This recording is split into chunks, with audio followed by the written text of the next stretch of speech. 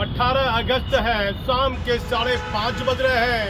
शुक्रवार का दिन है। माननीय मुख्यमंत्री जी, मैं आपके पटना के सरदार पटेल भवन, जिसे पुलिस मुख्यालय भी कहते हैं, वहां मैं खड़ा हूं और 2 एडीजी की प्रतिष्ठा का सवाल है। 8 महीने से लगातार 2 एडीजी को बैठकों से अलग रखा जा रहा है।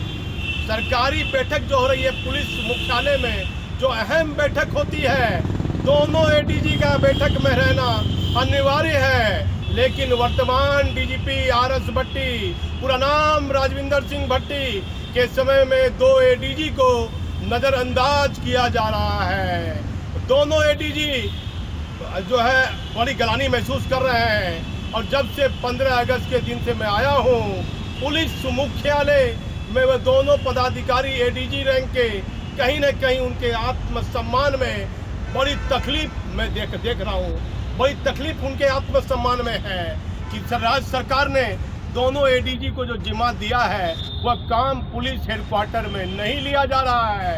अब देखिए, चले आइए, महाभारत में संजय का अलग रोल था और महाभारत में धृतराष्ट्र का अलग रोल था। अब देखिए मुख्यमंत्री जी, मैं आपको बताता हूँ, धृतराष्ट्र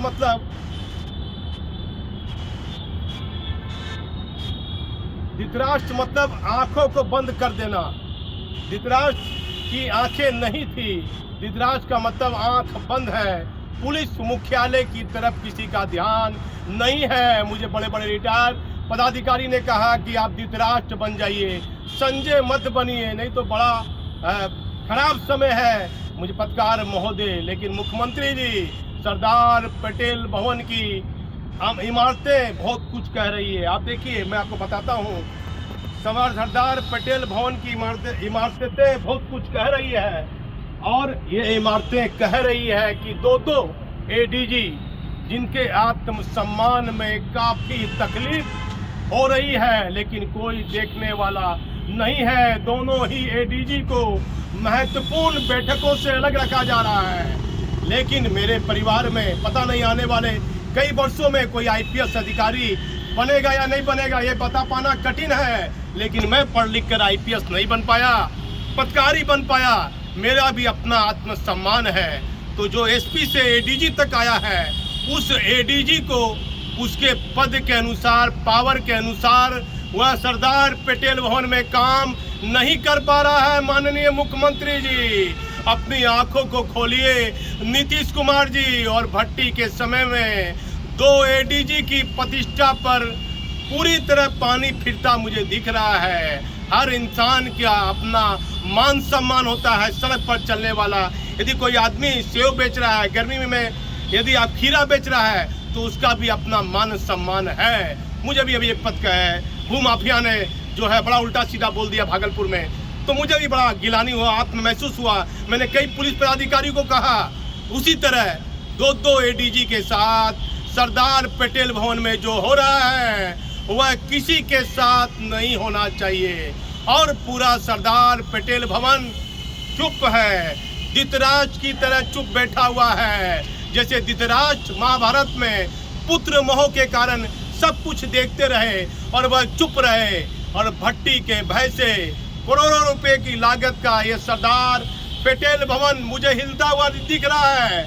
अब 15 अगस्त की बात कीजिए तो मैंने कई बड़े बड़े पदाधिकारियों की दबी जबान से ये देखा है कि आखिर 2 एडीजी जो अपने महत्वपूर्ण पद पर हैं, आप आ जाइए हस्तांतरण की बैठक को लेकर। हस्तांतरण की बैठक में एक एडीजी को रहना अति अनिवार्य है, लेकिन उसे उस हस्तांतरण की बैठक में नहीं रखा गया। एक एडीजी जिसको हर अपराध के हर गंभीर मामले में उसे बैठक में शामिल रहना है, उस एडीजी को भी नहीं रखा जा रहा है। और दोनों एडीजी आपस में अपने अपने बेचमेट से बात करते हैं और पर्ची से बात करते हैं। कहते हैं कि नीतीश कुमार के सुशासन में ये क्या हो रहा है। भट्टी के भय से कोई मुझे बोलता नहीं दिख रहा है माननीय मुख्यमंत्री जी, लेकिन हर व्यक्ति का अपना मान सम्मान होता है।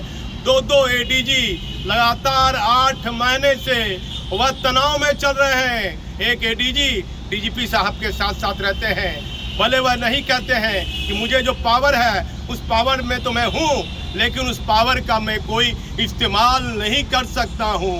एक एडीजी जो डीजीपी से दूर रहते हैं और अपने पद पर विराजमान है, उनको कोई कागज भी जाता है तो उनके आईजी के माध्यम से जाता है, दूसरे पुलिस पदाधिकारी के माध्यम से जाता है। डायरेक्ट एडीजी के उस महत्वपूर्ण विभाग के पास डायरेक्ट वो फाइल नहीं जा रही है। लगातार जब से मैं पटना आया हूँ और लगातार इस बात को लेकर, इस बिंदु को लेकर कई तरह की चर्चाएं सरदार पटेल भवन में हो रही है। माननीय मुख्यमंत्री जी, आप ध्यान दीजिए, मैंने उन दोनों एडीजी के खिलाफ खबरें बनाई है बहुत पहले, लेकिन लगातार 8 महीने से दोनों एडीजी काफी तनाव में चल रहे हैं। माननीय मुख्यमंत्री जी, सरदार पटेल भवन पर अपना ध्यान दीजिए। मैं भागलपुर से दीपक नौरंगी।